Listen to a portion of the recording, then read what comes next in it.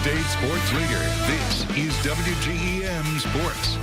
It was perfect weather outside for some baseball and softball, and the slate of games we have tonight didn't disappoint. Let's get right into it. It was another edition of the Crosstown Showdown tonight between Quincy High and Quincy Notre Dame. Lady Raiders would strike first. Wild pitch allows the runner from third to make their way home to safely give the QND a 1-0 advantage. The offense would keep on coming for the Lady Raiders. This time, Peyton Stepasky with a big rip to the outfield allows another run to make their way home to extend the QND lead.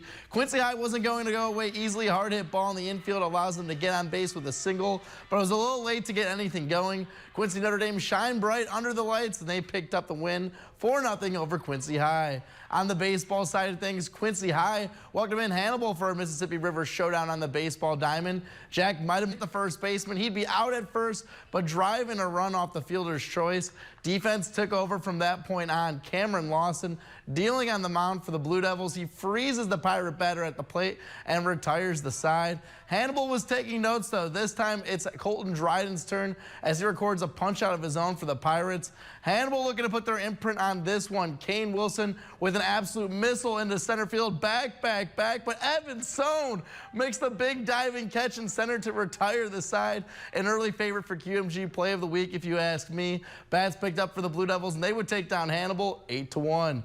Sticking on the baseball diamond, Quincy Notre Dame hosting the Pittsfield Saukeys, a rematch of last year's regional championship game. Saukeys came out ready to play. Luke Sachs with a line shot over the outfielder's head allows him to reach second on the leadoff double. Raiders trying to get out of the jam. Brady Layer answers the bell as he fans the batter for his first strikeout of the game. QND looking to get some offense going. Nolan Robb makes some heavy contact on this pitch and sends it sailing over the center fielder's head as he cruises into second base. Raiders unable to bring him home there, though.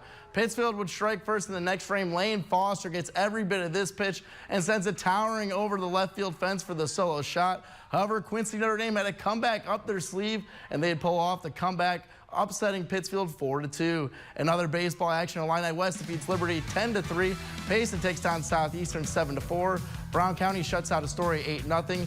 Canton defeats Mark Twain 11-1. Brookfield gets by South Shelby 17-3.